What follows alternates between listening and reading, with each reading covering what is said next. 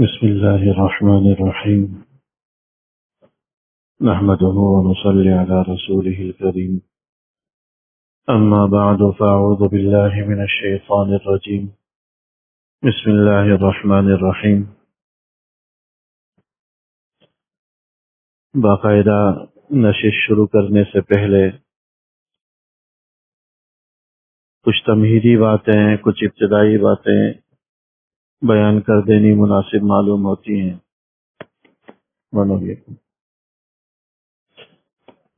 ہاں ادھر سے چیک کریں، مائک چیک کریں۔ بسم اللہ الرحمن الرحیم آ رہی ہے آواز؟ چلے چھوڑ لیں، چھوڑ دیں۔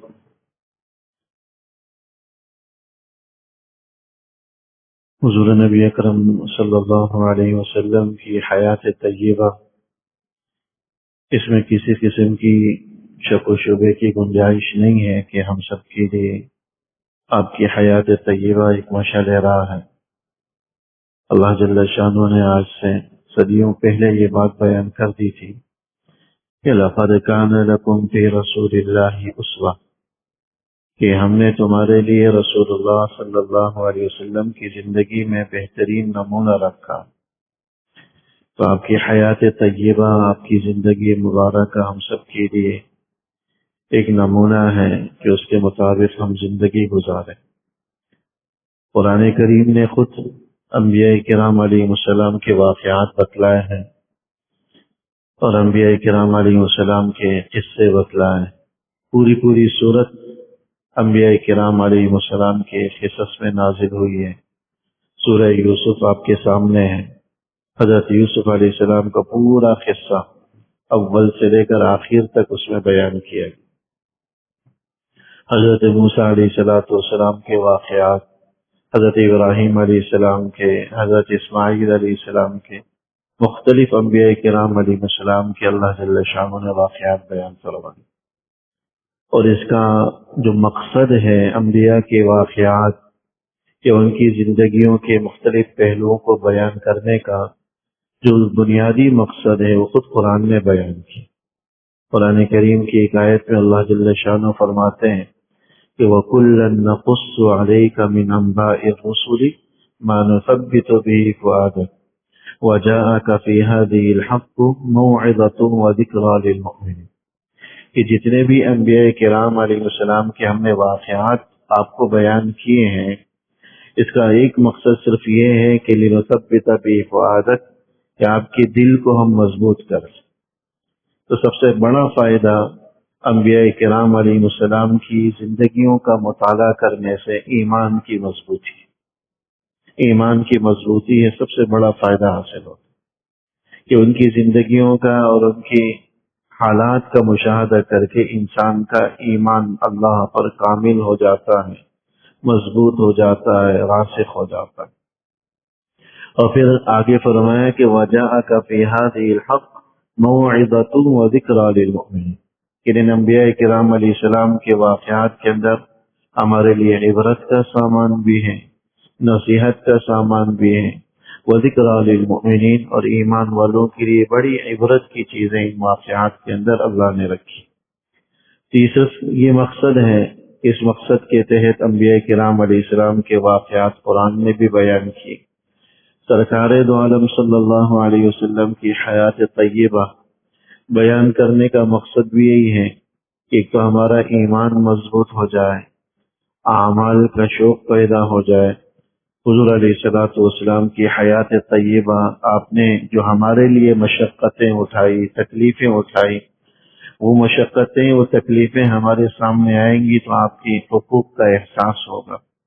ہو سکتا ہے کہ اس کے تو پہلے ہمارے دلوں میں پیارے آقا صلی اللہ علیہ وسلم کی محبت بیٹھ جائے اور اللہ ان جیسے اخلاق، ان جیسی عادات، ان جیسی صفات اور ان جیسی سیرت کو اپنانے کی توفیق عطا فرمائے۔ یقین جانیے کہ ایک بھی بات حضور علیہ السلام کی حیات مبارکہ کا ایک بھی گوشہ ایسا ہے کہ اگر اس پر بھی عمل کی توفیق مل جائے تو ہماری دنیا اور آخرت دونوں سنور جائیں۔ یہ مقصد تھا، اس مقصد کے تحت ہم نے اس سلسلے کو شروع کرنا چاہا کہ مطالعے کی ہمیں فرصت نہیں، ورنہ کتابیں بے شمار ہیں۔ ایک عالم صاحب نے بیان کیا کہ عرب کی ایک یونیورسٹی میں میرا جانا ہوا، تو وہاں میں نے ایک مقالہ جو کسی شخص نے پی ایچ ڈی کی تھی، وہ صرف اس موضوع پر کیا تھا کہ حضور علیہ الصلوۃ والسلام کی حیات طیبہ پر آج تک کتابیں کتنی لکھی گئی، صرف ان کتابوں کا نام اس نے جمع کیا تھا، اور 10 جلدوں پر مشتمل وہ مقالہ تھا، اور جو میں نے آخری نمبر شمار اس کا دیکھا تو 39,000 کچھ کتابوں کی فہرست سامنے آئی۔ 39,000 سے بھی لگ بھگ اوپر یہ وہ تھی جو ان کی علم میں آ گئی۔ حضور علیہ الصلوۃ والسلام کی حیات طیبہ پر علماء نے اتنی کتابیں لکھی۔ اسی کتاب کے اندر ہے صرف نعلین کی شبیہ پر، کہ نعلین مبارک حضور علیہ الصلوۃ والسلام کے کیسے تھے، 500 کے قریب کتابیں موجود تھی کہ حضور علیہ الصلوۃ والسلام کی نعلین کیسے ہوتے تھے، اس کی شکل و صورت کیسی تھی، 500 کے قریب علماء نے کتابیں لکھی۔ تو آپ کی حیات طیبہ کا پہلو ہے، گوشہ ایسا ہے کہ 10 نشستوں پہ احاطہ بظاہر ممکن نہیں ہے، لیکن ہم کوشش کریں گے کہ جو ایسی باتیں، موٹی موٹی باتیں جس کا تعلق ہماری عملی زندگی سے ہو، ہم اس کو آپ حضرات کے سامنے رکھیں۔ سیرت طیبہ، سیرت عربی زبان کا لفظ ہے، اس کا معنی آتا ہے طریقے کے، طریقہ اور راستے کے آتے ہیں، اور طیبہ کا معنی آتا ہے پاکیزہ کی۔ تو کہ سیرت طیبہ کا مطلب ہوا ہے پاکیزہ راستہ، اور یہ وہ راستہ ہے جو حضور علیہ الصلوۃ والسلام کی زندگی کا راستہ ہے، وہ سب سے پاکیزہ بھی ہے، سب سے عند اللہ مقبول بھی ہے۔ جو اس راستے کو اپنائے گا دنیا اور آخرت دونوں جہانوں کو انشاءاللہ سنوار لے گا۔ حضور علیہ الصلوۃ والسلام کی سیرت طیبہ کا آغاز کرنے سے پہلے تھوڑا سا حضور علیہ الصلوۃ والسلام کا جو نسب نامہ ہے، یہ عرب کی جو جغرافیائی صورتحال تھی اس کا پس منظر کا سمجھنا بہت ضروری ہے، کہ اس کو سمجھے بغیر صحیح طریقے سے واقفیت نہیں ہو پائی۔ آغاز حضرت اسماعیل علیہ الصلوۃ والسلام کے زمانے سے ہوتا ہے۔ خود حضور علیہ الصلوۃ والسلام نے یہ بات بیان فرمائی تھی کہ اللہ نے حضرت ابراہیم علیہ السلام کی نسل میں حضرت اسماعیل کو منتخب کیا، اور حضرت اسماعیل کی نسل میں بنو کنانہ کو منتخب کیا، اور پھر بنو کنانہ کی نسل میں اللہ نے قریش کو منتخب کیا، اور قریش کی نسل میں اللہ نے ہاشم کو منتخب کیا، اور ہاشم میں سے اللہ نے مجھے منتخب کیا۔ تو اس لیے اس بیک گراؤنڈ کا سمجھنا ضروری ہے۔ سرکار دو عالم صلی اللہ علیہ وسلم کا جو نسب نامہ ہے یہ حضرت اسماعیل علیہ السلام سے جا ملتا ہے۔ حضرت ابراہیم علیہ السلام اللہ کے حکم سے اپنی اہلیہ حضرت حاجرہ جو حضرت اسماعیل کی والدہ ماجدہ تھی، مکہ مکرمہ کی سرزمین میں لا چھوڑ۔ حضرت حاجرہ اس وقت کے مصر کا ایک حکمران، جو مصر کے سارے حکمرانوں کا نام فرعون ہوا کرتا تھا۔ یہ بات آپ حضرات کے علم میں ہوگی کہ فرعون کسی خاص بادشاہ کا نام نہیں تھا، بلکہ جو بھی مصر کا حکمران ہوتا تھا وہ فرعون کہلاتا تھا۔ جیسے کہ عیسائیوں کے جو حکمران ہوتے تھے روم کے اندر، وہ قیصر کہلاتے تھے، اور آتش پرستوں، آگ کی پوجا کرنے والوں کے جو حکمران ایران وغیرہ کے اندر ہوتے تھے وہ کسرا کہلاتے تھے۔ تو کسی خاص فرد کا نام ہے۔ تو حضرت ابراہیم علیہ السلام اپنی اہلیہ، اس وقت حضرت سارہ اہلیہ تھی، ان کے ساتھ جا رہے تھے مصر میں۔ تو بادشاہ نے کو علم ہوا کہ ایک صاحب اپنی خوبصورت بیوی کے ساتھ جا رہے ہیں۔ فرعون کا معاملہ یہ تھا کہ وہ جس کے بارے میں بھی پتہ چل جاتا تو فوراً اس کو جو ہے فوجیوں کے ذریعے اٹھوا دیتا، اور پھر اس کے ساتھ جو ہے نازیبہ حرکات کرتا۔ تو حضرت سارہ کو اٹھا دیا۔ حضرت سارہ رضی اللہ تعالی عنہ جب اس کے پاس گئی تو اللہ جل شانہ سے دعا کی۔ جب فرعون آگے بڑھا ناپاک ارادے سے، تو روایات کے اندر آتا ہے کہ اس کے پاؤں زمین میں دھس گئے، وہ آگے بڑھنے پر بھی قادر نہیں۔ اللہ اپنے نیک بندوں کی اس طرح غیب کے خزانوں سے حفاظت کرتے ہیں، نیک بندوں کی حفاظت۔ پھر وہ سمجھ گیا کہ یہ کوئی عام عورت نہیں ہے، بڑی پاک باز عورت ہے، میں غلط ارادے سے جاؤں گا تو میرے قدم نہیں چل پائیں گے، معافی تلافی کا طلبگار ہوا۔ حضرت سارہ نے معاف کر دیا تو پھر اللہ نے اس کو آزاد کر لیا، لیکن وہ بھی پھر بھی اپنے ارادے سے باز نہیں آئے۔ پھر آگے چلنے لگا تو دوبارہ یہی معاملہ ہوا کہ اس کے پیر زمین میں دھس گئے۔ بالآخر اس نے تہ دل سے معافی مانگی، اور معافی مانگنے کے ساتھ اپنی بیٹی جو ہاجرہ نام کی تھی حضرت سارہ کو تحفتاً دے دی کہ آپ اسے اپنے ساتھ رکھیں۔ حضرت سارہ نے حضرت ابراہیم علیہ السلام کو دے دی۔ حضرت ابراہیم علیہ السلام نے انہیں آزاد کر کے اپنی زوجیت میں لے لی۔ سب سے پہلی جو اولاد ہوئی وہ حضرت ہاجرہ سے ہوئی، حضرت اسماعیل علیہ السلام کی شکل میں۔ اس وقت تک حضرت سارہ کی کوئی اولاد نہیں تھی، اور اولاد ان کی پہلی ہو گئی جو ان کی باندھی تھی، تو طبیعت کے اندر تھوڑا سا وہ پیدا ہوا کہ میری اولاد نہیں ہے، ان کی اولاد ہے۔ تو حضرت ابراہیم علیہ السلام کو مجبور بھی کیا کہ آپ ان کو یہاں سے کہیں اور منتقل کر دیں، ان کی رہائش کہیں اور کر دیں۔ یہ اللہ کے فیصلے بھی تھے۔ تو حضرت ابراہیم علیہ السلام حضرت ہاجرہ اور حضرت اسماعیل کو لے کر چلے، جو شیرخوار بچے تھے۔ مکے کی سرزمین پر جو صحرا تھی، غیر ذی زرع، قرآن کے اندر آتا ہے، نہ کھیت کھلیان کچھ بھی نہیں، وہاں آ کر ایک درخت کے نیچے حضرت ہاجرہ اور حضرت اسماعیل کو چھوڑ کے، پاس میں تھوڑا سا پانی، تھوڑا سا ستو، تھوڑے سے جو، اس کے علاوہ کچھ بھی نہیں تھا، اور چھوڑتے ساتھ ہی حضرت ابراہیم واپس پلٹے۔ حضرت ہاجرہ پوچھنے لگی کہ آپ ہمیں کس کے حوالے کر کے جا رہے؟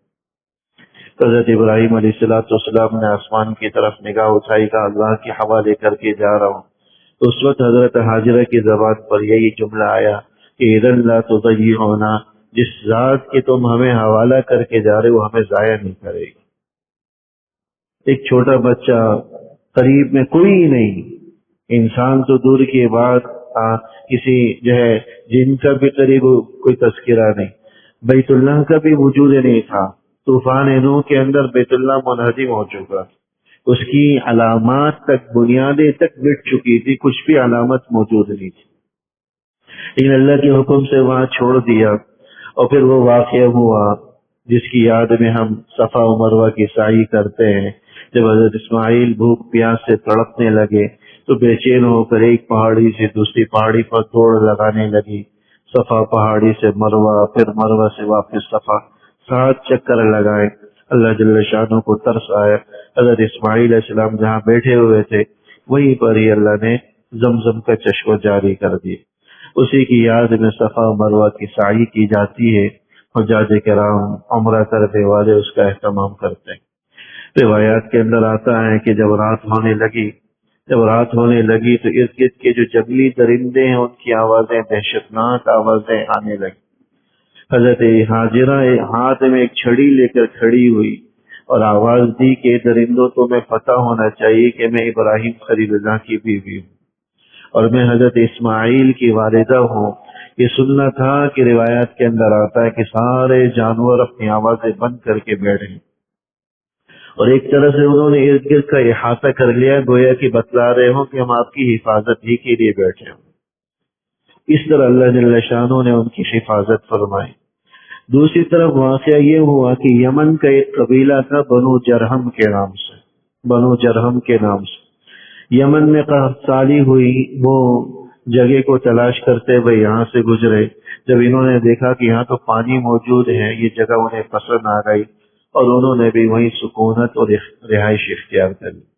حضرت اسماعیل علیہ السلام یہیں بڑے ہوتے گئے، اور اس دوران انہوں نے قبیلہ جرہم ہی کی ایک خاتون سے شادی کر دی۔ احادیث کے اندر مختلف واقعات بھی ہیں کہ وقتاً فوقتاً حضرت ابراہیم علیہ السلام چکر لگاتے رہے۔ ایک دفعہ تشریف لائے تو پتہ چلا کہ حضرت اسماعیل شکار کے لیے جنگل میں گئے ہوں، اہلیہ ان کی گھر میں موجود تھی۔ حضرت اسماعیل کی دروازہ کھٹکھٹایا، اہلیہ پہچانتی نہیں تھی، تو پوچھا کہ کون ہے، کہا کہ ایک بوڑھا شخص ہوں، مہمان ہوں۔ پھر حال احوال پوچھنے کے بعد حضرت ابراہیم نے پوچھا کہ گھر کے کیا حال ہے، تو کہنے لگے کہ بڑے برے حال ہیں، کچھ آمدنی کا ذریعہ نہیں، بڑا گزر بڑی مشکلوں سے ہوتا ہے۔ حضرت ابراہیم نے کہا کہ جب تمہارے شوہر آئے تو پیغام دے دینا. ایک بوڑھے آئے تھے، انہوں نے کہا کہ اپنے دروازے کی چوکھٹ تبدیل کر لینا. حضرت اسماعیل آئے، پیغام دیا، سمجھ گئے کہ کوئی اور نہیں ہے، میرے والد ہی تھے. اور چوکھٹ تبدیل کرنے کا مطلب بیوی کو علیحدہ کرنا، یہ ناشکری ہے، یہ ایک نبی کے قابل نہیں. تو بہرحال پھر دوسری شادی قبیلہ جرہم کے سردار کی بیٹی سے ہوئی، اور وہ انتہائی صابر و شاکر خاتون تھی. ایسے ہی واقعہ ان کے ساتھ بھی ہوا. حضرت ابراہیم نے کہا کہ اپنے شوہر اسماعیل کو پیغام دے دو کہ دروازے کی چوکھٹ کو برقرار رکھو. انہوں نے صبر و شکر کا مظاہرہ. تو یوں سلسلہ چلا. اللہ جل شانہ نے حضرت اسماعیل کی اولاد میں 10 کے قریب اولاد ان کو عطا فرمائی، لیکن ان کے ایک بیٹے تھے قیدار کے نام سے، جس سے نسل چلی، اور ان کے بیٹے معاد کے نام سے تھے، اور وہیں سے حضور نبی اکرم صلی اللہ علیہ وسلم کی ولادت ہوتی ہے، تولد ہوتا ہے. حضور نبی اکرم صلی اللہ علیہ وسلم کے سلسلے نسب کے اندر جو مشہور شخصیت ہیں، آپ کے دادا جناب عبد المطلب کے والد ہیں، یہ ہاشم نام کے. مدینہ مکہ مکرمہ میں یہ سرداروں میں سے ان کا شمار ہوتا تھا. ہاشم کا اصل نام عمر تھا. ہاشم عربی زبان کے اندر اس کا معنی آتا ہے روٹی کو شوربے میں توڑ کر سرید بنانا، اس کو بولتے ہیں ہاشم. انہوں نے سب سے پہلا کام یہ کیا کہ مکے کے اندر جتنے بھی حجاج کرام کے قافلے آتے تھے ان کو روٹی توڑ کر شوربے کے اندر، گوشت کے شوربے کے اندر روٹی توڑ کر کھلایا کرتے تھے. اس لیے پورے عربوں میں یہ ہاشم کے نام سے مشہور ہوئے. اپنے اسفار کے دوران ایک دفعہ مدینہ منورہ یہ گئے، کیونکہ مکے والوں کے جتنے بھی قافلے شام کی طرف تجارت کی غرض سے جاتے تھے وہ سب مدینے سے ہوتے ہوئے گزرتے تھے. تو مدینے کے اندر ایک خاتون جو مدینے کی بڑی حسب و نسب والی خاتون تھی، سلمہ ان کا نام روایات کے اندر آتا ہے. ہاشم نے ان سے عقد نکاح کر لیے اور کچھ عرصے وہاں رہے. پھر وہیں سے تجارت کی غرض سے بیوی کو چھوڑ کر فلسطین کی طرف اور شام کی طرف چلے گئے. اللہ کی شان یہ ہوئی کہ وہاں ہاشم کا انتقال ہو گیا، اور اس دوران جناب سلمہ جو حضرت ہاشم کی جو ہے والد بیوی تھی، وہ امید سے تھی.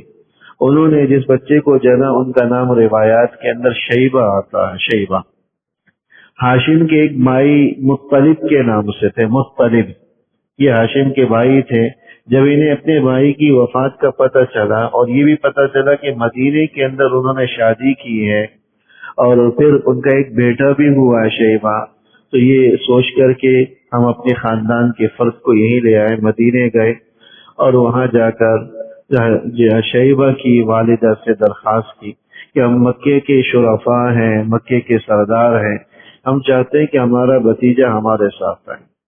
شیبہ عربی زبان کے اندر سفید اور گورے چٹے کو کہا جاتا، تو شیبہ یہ بڑے گورے چٹے تھے اس لیے ان کو شیبہ کہتے. تو اونٹ پہ لے کر جناب مطلب لے کر آئے اور مدینہ منورہ کے مکہ مکرمہ کے اندر داخل ہوئے تو مکے والے سمجھے کہ شاید اپنا کوئی غلام لے کر آ رہا ہے. عربی زبان میں غلام کو عبد کہا جاتا ہے. تو جنہوں نے بھی دیکھا شیبہ کو عبد المطلب کے نام سے بولنا شروع کر دیا. یہ تو مطلب کا غلام ہے. جو اصل نام تھا شیبہ وہ لوگوں کی زبانوں سے نکل گیا اور جو بھی بول رہا تھا وہ عبد المطلب ہی بول رہا تھا، جبکہ ان کا اصل نام شیبہ تھا، جو آج تک جو ہے کسی کو پتہ بھی نہیں اور نہ ہی جو ہے عربوں کے اندر اس نام کا رواج رہا. سب جانتے ہیں حضور علیہ الصلوۃ والسلام کے دادا وہ عبد المطلب تھے. یہ حضور علیہ الصلوۃ والسلام کے دادا تھے. پھر عبد المطلب کے بیٹوں میں سے حضور نبی اکرم صلی اللہ علیہ وسلم کے والد ماجد.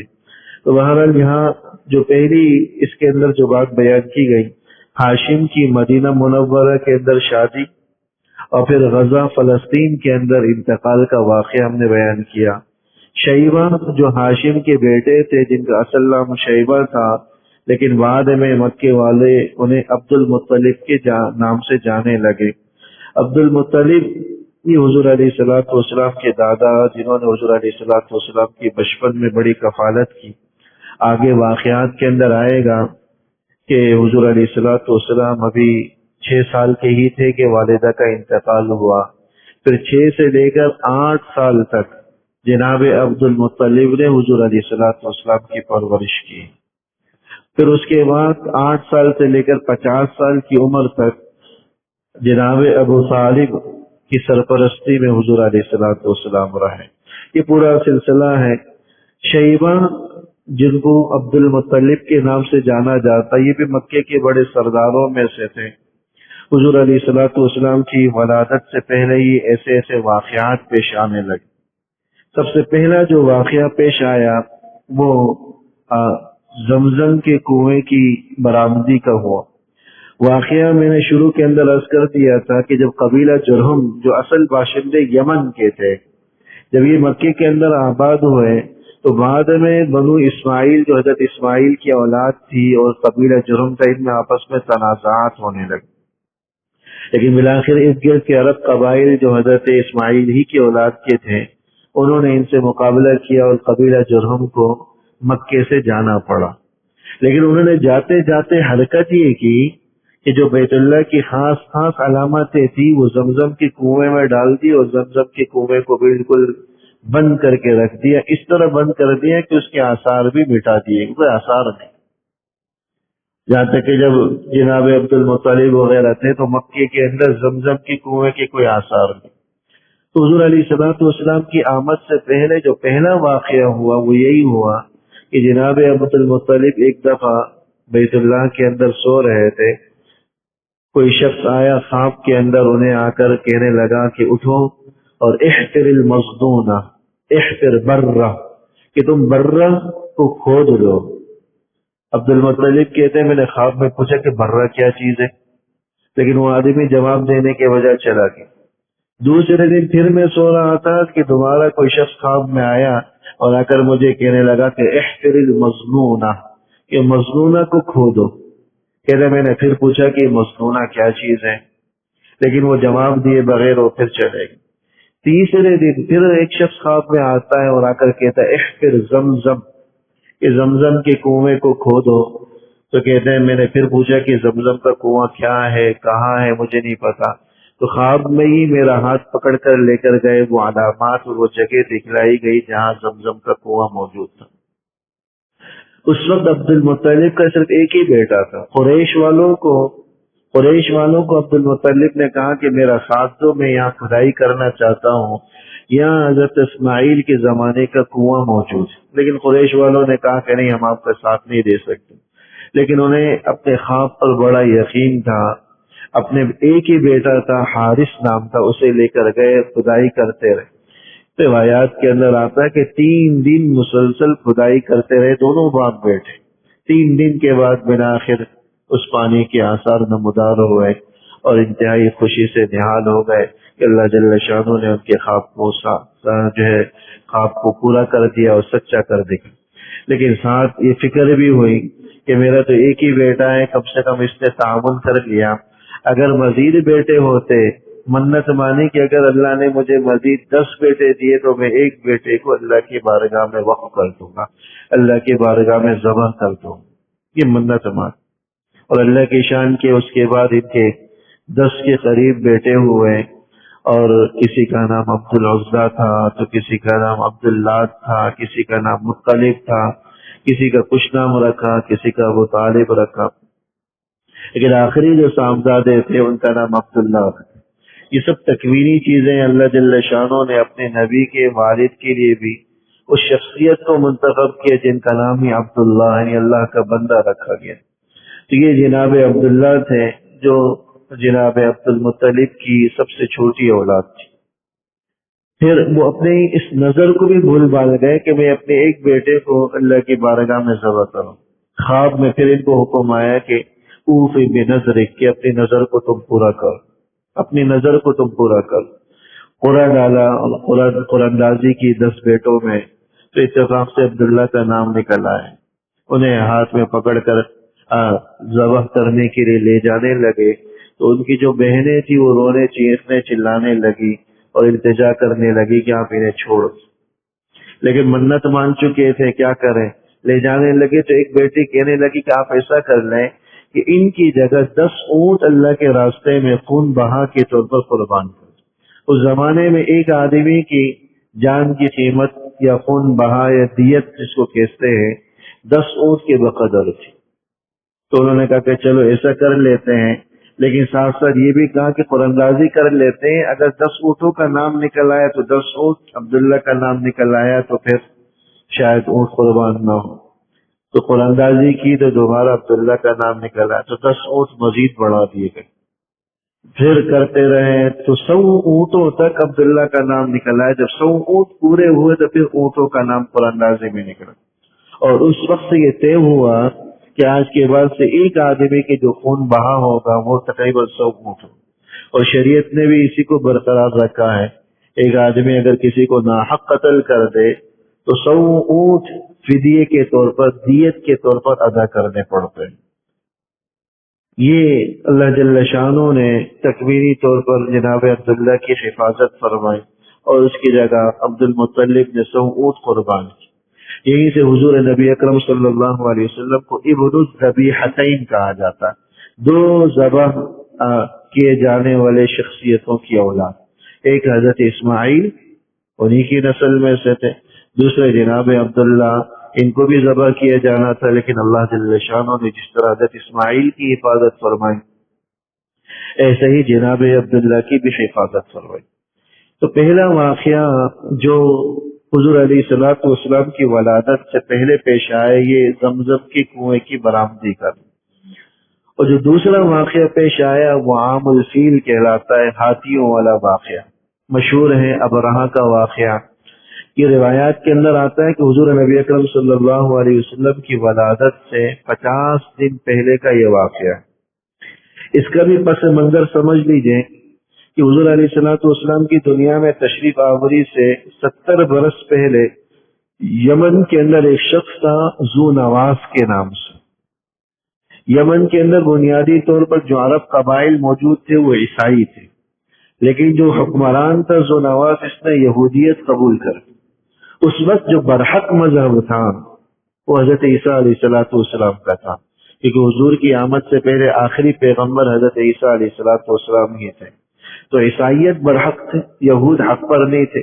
یہ شخص یہودی ہو گیا، اور اس نے چاہا کہ سارے یمن کے جو بھی عرب قبائل جو عیسائی ہیں وہ سب کے سب یہودی ہو جائیں، لیکن وہ تیار نہیں ہوئے۔ تو اس نے کیا کیا کہ ایک خندق کھودی، ایک گڑھا کھودا، اور اس میں آگ دہکائی، اور جو شخص اس کی بات نہ مانتا، عیسائیت پر برقرار رہتا، اس کو زندہ ہی اس آگ میں دھکیل دیتا۔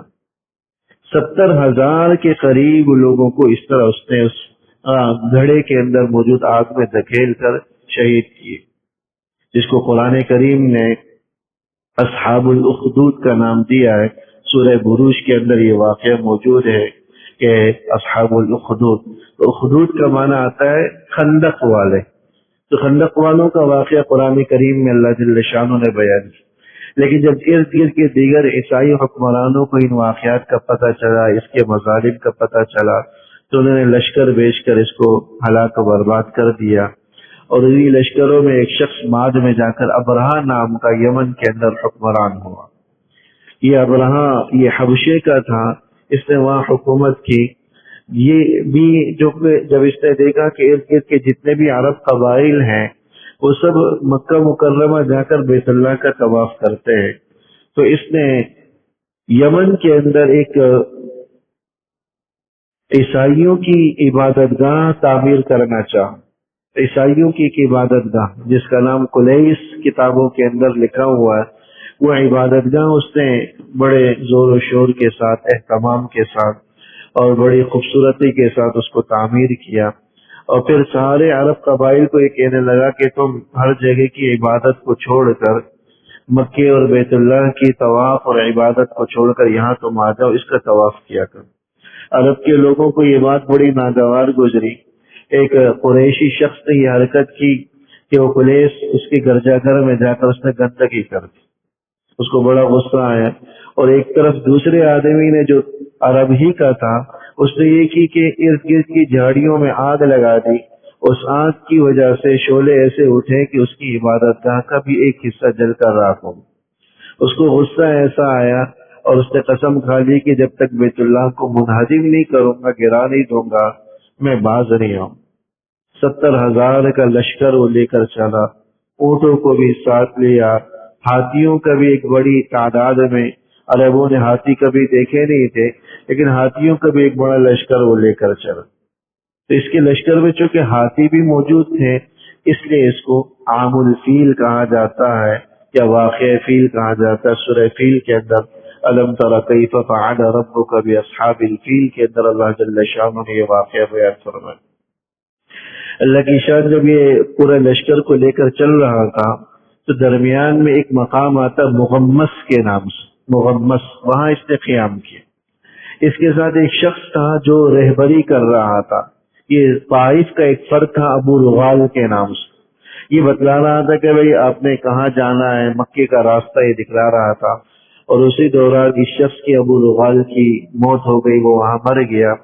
سارے عرب کے لوگ اس کے بعد بھی اس کی قبر پر سنگواری کیا کرتے تھے، کیونکہ یہ وہ شخص ہے جو ابرہہ کو یہاں تک لے کر آیا اور مکے کا اور بیت اللہ کا اس نے پتہ بتایا۔ المغمس کے اندر یہ شخص کی موت ہوئی۔ المغمس کے اندر دوسرا واقعہ ابرہہ اور جناب عبد المطلب کی بات چیت کا۔ اس واقعہ کا پس منظر یہ ہے کہ جب یہ پڑاؤ ڈالا ہوا تھا تو عبد المطلب کے 200 اونٹ اس نے ضبط کر دی۔ عبد المطلب مکے والوں کے سردار تھے، جب انہیں پتہ چلا تو بات چیت کے لیے گئے۔ شکل و صورت میں، قد کھاٹ میں انتہائی وجیح تھے۔ کتابوں میں لکھا ہے کہ جب ابرہہ نے انہیں دیکھا تو انتہائی مرعوب ہوا اور باقاعدہ اپنے تخت سے اتر کر اس کا استقبال کیا اور اپنے ساتھ بٹھا کر کھانا کھلایا۔ پھر آنے کا مقصد پوچھا تو عبد المطلب کہنے لگے کہ میں اپنے 200 اونٹوں کے لیے آیا ہوں کہ آپ میرے اونٹوں کو آزاد کر دیں، چھوڑ دیں۔ ابرہہ ہنسنے لگا، کہنے لگا کہ جب آپ آئے تھے تو میں آپ سے بڑا مرعوب تھا اور یہ میں سوچ رہا تھا کہ آپ بیت اللہ کے حوالے سے بات کرنے آئیں گے، لیکن آپ تو اونٹوں کی فکر میں پڑے ہوئے ہیں۔ بیت اللہ جو آپ کی مقدس ترین جگہ ہے اس کی آپ کو کوئی فکر ہی نہیں۔ تو اس وقت عبد المطلب نے جواب دیا کہ میں اونٹوں کا مالک ہوں، مجھے اس کی فکر ہے، بیت اللہ کا کوئی اور مالک ہے، وہ خود ہی اس کی حفاظت کرے۔ یہ کہہ کر اپنے اونٹ لیے اور چلتے بنے بیت اللہ کی دیواروں سے چمٹ گئے۔ تھے غیر مسلم لیکن سارے عربوں کے اندر بیت اللہ کا احترام، تقدس کوٹ کوٹ کر بڑھا۔ اس کے غلاف سے چمٹ گئے، ملتزم سے چمٹ کر دعائیں کرنے لگے کہ اللہ ہمیں اس ظالم کو روکنے کی ہمارے اندر طاقت نہیں ہے۔ اتنے افراد نہیں تھے، وہ 70,000 کا لشکر لے کر آئے۔ عرب کے اگر سارے قبائل بھی جمع ہو جاتے نا، اتنی تعداد نہیں تھی۔ غزوہ احزاب کے موقع پر آگے واقعات کے اندر آئے گا، جبکہ عرب کے سارے قبائل مسلمانوں کے خلاف لشکر لے کر روانہ ہوئے تو ان کی تعداد 10 سے 12,000 تھی، اور 10-12,000 آدمی کیا اس کے بڑے لشکر کا مقابلہ کرتے ہیں۔ لیکن بالآخر دعا کر کے مکے والوں کو اس نے کہا کہ مکہ خالی کر دو۔ مکہ خالی کر کے پہاڑوں میں یہ حضرات چلے گئے۔ ادھر ابرہہ مغمس مقام سے آگے بڑھا اور وادی محصر کے اندر جب وہ پہنچا تھا تو پھر یہ واقعہ پیش آیا کہ اللہ کی طرف سے پرندے بھیجے گئے جو ان کی ہلاکت اور بربادی کا باعث بنا۔ وادی محصر یہ مینا کے قریب ایک بستی ہے۔ آج بھی جب مینا سے بیت اللہ کی طرف یا جو ہے خانہ کعبہ کی طرف جاتے ہیں تو یہ بستی درمیان میں پڑتی ہے، وادی محصر کے نام سے۔ یہاں پر پہنچے تھے کہ سمندر کی جانب سے چھوٹے چھوٹے پرندے جو چوڑیوں کی طرح تھے وہ نمودار ہوئے، اور ہر پرندے کے پاس 3 کنکر موجود تھے۔ ایک چونچ میں لیا ہوا تھا اور 2 پنجوں میں انہوں نے دبائے ہوئے۔ کتابوں کے اندر واقعات ہیں کہ وہ چونچ سے کنکر پھیرتے، جس آدمی کو لگتا وہ سر سے لے کر نیچے تک وہ کنکر گھس جاتے، یعنی گولیوں سے زیادہ سخت کام ان کنکروں سے اللہ جل شانہ نے دی۔ اور پھر اس کی وجہ سے اس کے لشکر میں ایسی ابتری پھیلی کہ وہ سب جو ہے نا تتر بتر ہو کر رہ گئے۔ خود ابرہہ کا یہ حال ہوا کہ اس کا ایک جسم کا عضو کٹ کر گر رہا تھا، اور واپس یمن تک پہنچتے پہنچتے اس کے سارے جسم کے آگا کٹ کر گر چکے۔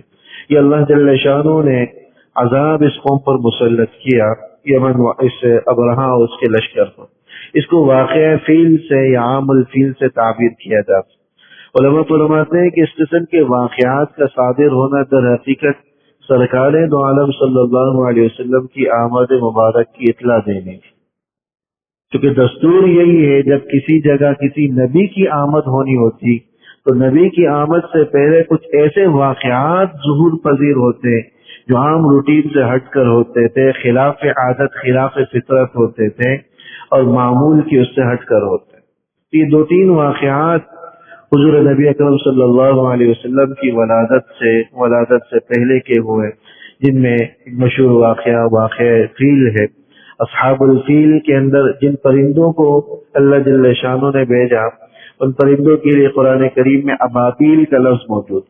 بہت سے لوگوں کے ذہنوں میں ہوتا ہے، سمجھتے ہیں کہ ابابیل شاید ان پرندوں کا نام ہے، تو ایسا نہیں ہے۔ ابابیل در حقیقت پرندوں کے جھنڈ کو کہا جاتا، پرندوں کے لشکر۔ اس پرندے کا نام ابابیل نہیں تھا۔ ابابیل نام کا ایک پرندہ آج بھی پایا جاتا ہے، لوگ سمجھتے ہیں کہ شاید وہی پرندہ ہے، تو ایسا نہیں۔ وہ پرندہ کس طرح کا تھا؟ بس اتنا آتا ہے کہ چڑیوں کے جو سائز کا وہ پرندہ تھا، لیکن نام اس کا کیا تھا؟ ابابیل نہیں تھا، پر وہ جھنڈ کی شکل میں آئے تھے، اس لیے ان کو ابابیل کا نام دے دیا تھا۔ یہ واقعہ یہاں پر ہوا اور حضور نبی اکرم صلی اللہ علیہ وسلم کی آمد مبارک سے پہلے یہ ہوا۔ دوسری طرف حضرت عبداللہ جو حضور علیہ الصلوۃ والسلام کے والد ماجد تھے، یہ بات عرض کر دی گئی تھی کہ واقع فیل جو ہوا حضور علیہ الصلوۃ والسلام کی ولادت سے 50 یا 55 دن پہلے آئے۔ یہ تصویر آپ کے سامنے نظر آ رہی ہوگی، جس کے اندر وزارت الحج والاوقاف لکھا ہوا ہے پیچھے کی طرف۔ یہ وہ مقام ہے جس کو حضور علیہ الصلوۃ والسلام کی جائے ولادت کے نام سے جانا جاتا ہے، اور آج بھی یہ جگہ موجود ہے۔ اگرچہ حکومت نے اس کو ایک لائبریری اور ایک دفتر کے طور پر استعمال کرنا شروع کر دیا، لیکن آج بھی یہ مقام اور یہ جگہ اور یہ عمارت اسی حال میں موجود ہے، اور اسی مقام کے اندر حضور علیہ الصلوۃ والسلام کی ولادت ہے۔ جناب عبداللہ جو حضور علیہ الصلوۃ والسلام کے والد ماجد تھے، ان کی شادی کا واقعہ بھی آپ حضرات کے علم میں ہونا چاہیے کہ جب حضرت عبداللہ ذبح ہونے سے بچ گئے تو اب عبد المطلب کو ان کی شادی کی فکر۔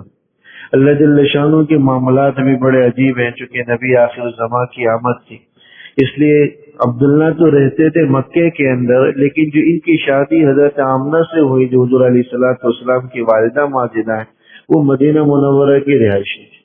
ان کے والدین بھی مدینہ منورہ کی رہائشی تھی، بس نسبت وہاں جڑ گئی تو حضرت عبد المطلب جناب عبداللہ کو لے کر چلے۔ روایات کے اندر کچھ واقعات یہ بھی بیان کیے گئے ہیں کہ ایک یہودی عورت عبداللہ کو دیکھ کر پہچان گئی کہ یہ ان کی چہرے کے اندر، پیشانے کے اندر ایک نور چمک رہا، وہ علامات سے پہچان گئی، اور انہوں نے جناب عبداللہ کو دعوت دی کہ آپ میرے ساتھ آ جائیں، میں آپ کو اتنے اونٹ دوں گی، آپ میرے ساتھ تعلق قائم کر۔ لیکن انہوں نے کہا کہ توبہ، میں اس قسم کا آدمی نہیں ہوں۔ بہرحال گئے اور مدینے کے اندر حضرت آمنہ سے حضور علیہ الصلوۃ والسلام کے والد ماجد جناب عبداللہ کا نکاح ہوا۔ وہاں سے واپس آئے تھے تو دوبارہ اسی عورت سے ملاقات ہوئی، یہودی عورت سے۔ اس نے پوچھا کہ بھئی کیا ماجرا ہوا، تو بتلایا کہ اس طرح میری شادی ہوگی۔ تو کہنے لگی کہ میں کوئی بدکار عورت نہیں ہوں، میں نے اس نیت سے تمہیں دعوت دی تھی کہ میں نے تمہاری پیشانی پر ایک نور دیکھا تھا، میری چاہت ہوئی کہ وہ نور میرے پیٹ میں آ جائے، میرے بطن میں آ جائے، لیکن اللہ نے اس نور کو ہم سے عربوں کی طرف منتقل کر دیا، مکے والوں کی طرف منتقل کر دیا۔ یہ ان حضرات کی شادی کا واقعہ تھا۔ جناب عبداللہ کی جب شادی ہوئی تو روایات کے اندر آتا ہے انتہائی کم عمر تھے، 15 یا 16 سال ان کی عمر تھی۔ تو ایک دفعہ تجارت کے لیے یہ گئے ہوئے تھے مدینہ منورہ کے اندر، جہاں ان کا سسرال تھا، وہیں پر ہی جناب عبداللہ کا انتقال ہوا، وہیں ان کی وفات ہوئی۔ اس وقت حضور علیہ الصلوۃ والسلام ولادت بھی نہیں ہوئی تھی، اور والدہ ماجدہ کے پیٹ کے اندر حضور علیہ الصلوۃ والسلام موجود تھے۔ ولادت کی تاریخ کے اندر آپ حضرات کے علم میں ہوگا کہ مختلف واقعات یا مختلف تاریخیں کتابوں کے اندر آتی ہیں۔ مشہور تاریخ 12 ربیع الاول بتلائی جاتی ہے، مشہور یہی ہے ہمارے یہاں، لیکن محققین 9 ربیع الاول کو ترجیح دیتے ہیں۔ ربیع الاول کی 9 تاریخ تھی اور عیسوی اعتبار سے 20 اپریل سن 571 عیسوی، یعنی حضور علیہ السلام کی ولادت حضرت عیسیٰ علیہ السلام کے 571 برس کے بعد ہوئی۔ حضور علیہ السلام کی ولادت کا جو واقعہ ہے اس کے اندر بھی بڑے عجیب و غریب واقعات پیش آئے۔ ولادت کے وقت ایک خاتون جناب فاطمہ کے نام سے حضرت آمنہ کے ساتھ موجود تھی۔ کہتے ہیں کہ جب حضور علیہ السلام کی ولادت ہو رہی تھی تو میں نے دیکھا کہ آسمان سے ستارے اتنے قریب ہو گئے کہ مجھے لگا کہ شاید اب وہ ستارے گھر کے اندر گر پڑیں، ایسی کیفیت، اور پورا گھر نور سے، روشنی سے جو ہے نا روشن ہو گیا۔ حضور علیہ السلام کی ولادت کے ساتھ ہی حضرت آمنہ کے شکم سے، پیٹ سے ایک نور نکلا اور اس نور نے شام کے سارے محلات کو روشن کر دی۔ معمرین فرماتے ہیں کہ یہ در حقیقت شام کے محلات، قیصر و کسریٰ کے محلات کا روشن ہونا یہ اس بات کی علامت تھی کہ آپ کا اقتدار، آپ کی حکومت، آپ کا پایہ تخت ان علاقوں تک جائے۔ تو اس شان کے ساتھ حضور نبی اکرم صلی اللہ علیہ وسلم کی ولادت با سعادت ہوئی۔ تیسرا واقعہ حضور کی ولادت کے ساتھ جو ہوا، جو زمانے کی سپر پاور تھی کسریٰ کے نام سے، مجوسیوں آتش پرستوں کی حکومت تھی، آتش پرست تھے، آپ کو پوجا کرنے والے، اس کے محل کے 14 کنگر، 14 بڑے بڑے بلاک گر پڑے، اور جو ہزاروں سال سے ان کا جو آتش کدہ جل رہا تھا، جس کی وہ عبادت کیا کرتے تھے، اس رات جس رات حضور کی ولادت ہوئی، جو ہزاروں سال سے چلنے والا آتش کدہ بھی بجھ کر رہے، اور ایک ان کا ایک مذہبی دریا تھا جس کو دریائے ساوا کا نام بتلایا جاتا ہے، وہ بھی خشک ہو کر رہ گیا، حالانکہ صدیوں سے وہ یوں ہی چل رہا تھا، کبھی خشک نہیں۔ تو کسریٰ بڑا پریشان ہوا اور اس نے جو ہے معبرین سے اس خواب اس چیز کی تعبیر چاہی، اور دوسرا اس نے سوتے میں بھی ایک خواب دیکھا کہ یہ دیکھا خواب کے اندر کہ کچھ اونٹ عربی گھوڑوں کو کھینچتے ہوئے لے کر آ رہے، اور ان عربی گھوڑوں کی وجہ سے اس کے سارے ممالک عربی گھوڑوں کی زد میں آ گئے، کوئی بھی عربی گھوڑوں کے ٹاپوں سے بچا۔ وہ بڑا پریشان ہوا، معبرین سے خواب کی تعبیر پوچھی، 14 کنگروں کا گرنا اور پھر اس کا خشک ہو جانا، دریائے ساوا کا، آگ کا بجھ جانا، یہ ایسی باتیں تھی جو اس کے لیے عیب کی اور شرمندگی کا باعث۔ تو معبرین نے خواب یہ بتلایا کہ عربوں کے اندر کوئی واقعہ پیش آیا ہے، اور ایک ایسا واقعہ پیش آیا ہے کہ جس کے بعد آپ کا اقتدار بھی سالم نہیں رہے گا، اور 14 کنگروں کا گرنا یہ در حقیقت 14 پشتوں تک اس سلطنت کا برقرار رہنا ہے، کہ 14 پشتوں تک یہ سلطنت رہے گی، اس کے بعد یہ ختم ہو جائے گی۔ وہ سمجھا کہ شاید 14 پشتوں تک تو صدیاں لگ جائیں گی، لیکن ہوا یہ کہ 10 سال کے اندر، بلکہ نہیں 4 سال کے اندر ہی اندر 10 پشتیں ان کی ختم ہو گئی، 10 بادشاہ ایک دوسرے کو مارتے ہوئے 10 سلطنتیں ختم ہو گئی، اور بقیہ جو 4 سلطنتیں رہ گئی تھی وہ حضرت عثمان غنی رضی اللہ تعالیٰ عنہ کے زمانے تک ختم ہو گئی، اور حضرت عثمان غنی رضی اللہ تعالیٰ عنہ کے زمانے میں سارا علاقہ جو ہے مسلمانوں کے ماتحتی میں آ گیا، تو یہ سارا علاقہ فتح ہو کر رہی۔ یہ واقعات حضور علیہ السلام کی ولادت کے وقت پیش آئے جو تاریخ کی کتابوں کے اندر موجود ہے۔ ولادت کے ساتھ تسمیہ، نام رکھنا، عقیقہ، 7ویں روز جناب عبد المطلب نے 7ویں روز حضور نبی اکرم صلی اللہ علیہ وسلم کا عقیقہ کیا۔ یہ تصویروں میں آپ دیکھ سکتے ہیں، اس مقام کی نشاندہی کی گئی ہے جہاں حضور علیہ السلام کی ولادت ہوئی تھی۔ جو حضرات وہاں گئے ہیں، حرمین کی زیارت ہوئی ہے، اگر وہ چاہیں تو جو سعی کی جگہ ہے مسعی، اس سے پیچھے کی طرف مقام ہے جہاں شعب ابی طالب و گھاٹی بھی موجود ہے، جس کا ذکر آگے آئے گا، اور وہیں پر یہ مقام اب بھی موجود ہے جو وزارت الحج والعمرہ کے عنوان سے موصوف ہے، اور حضور علیہ السلام کی جائے ولادت کے طور پر جانی جاتی ہے۔ حضور علیہ السلام کی ولادت کے بعد جو دوسرا مرحلہ پیش آیا وہ تسمیہ کا نام کا تھا۔ جناب عبد المطلب نے آپ کا نام محمد تجویز کیا، اور ان کی والدہ نے احمد تجویز کی، اور یہ ایسا نام تھا کہ عربوں میں نہ اس سے پہلے کبھی کسی نے سنا تھا، نہ اس کے بعد کسی کو ایسا نام سجائی دیا۔ اللہ جل شانہ نے ایک منتخب نام حضور علیہ الصلوۃ والسلام کے لیے رکھا۔ جب حضور علیہ الصلوۃ والسلام کے دادا عبد المطلب نے ان کا نام محمد تجویز کیا تو عرب کہنے لگے کہ آپ ایک ایسا نام رکھ رہے ہیں جو پہلے سے ہمارے یہاں موجود نہیں، یہ نام آپ کیسے رکھ رہے ہیں؟ تو کہنے لگے کہ اصل میں نے خواب میں دیکھا کہ میرے پشت سے ایک نور نکل رہا ہے، روشنی نکل رہی، اور اس روشنی نے پوری دنیا کو ڈھانپ لیا، احاطہ کر لیا، اور سارے لوگ آپ کی ماتحتی میں آ گئے اور آپ کی مدح کرنے لگے۔ تو کہنے لگے کہ یہ جو بچہ ہوا ہے، میرا جو ہوتا ہوا ہے، اس کی بڑی شان ہوگی، پوری دنیا والے اس کی تعریف کریں گے، اس لیے میں نے اس کا نام محمد رکھا۔ محمد کا معنی ہی ہوتا وہ ذات جو قابل تعریف ہو، جس کی تعریف کی جائے۔ ادھر خود حضرت آمنہ کو بھی خواب کے اندر حضور علیہ الصلوۃ والسلام کا نام بتلایا گیا، بعض روایات کے اندر محمد کا اور بعض روایات کے اندر احمد کا، کیونکہ انہی دونوں ناموں کے ساتھ پچھلی کتابوں کے اندر بھی حضور علیہ الصلوۃ والسلام کا تذکرہ ہے۔ یہ حضور علیہ الصلوۃ والسلام کی ولادت کا واقعہ تھا جو میں نے مختصراً آپ حضرات کے سامنے عرض کیا۔ حضور علیہ الصلوۃ والسلام کی ولادت اور اس کے بعد کے پھر واقعات ولادت اور حضانت کے اللہ جل شانہ نے توفیق دی تو انشاءاللہ کل کی نشست میں اس کو عرض کریں گے۔ اللہ جل شانہ عمل کرنے کی توفیق نصیب فرمائے۔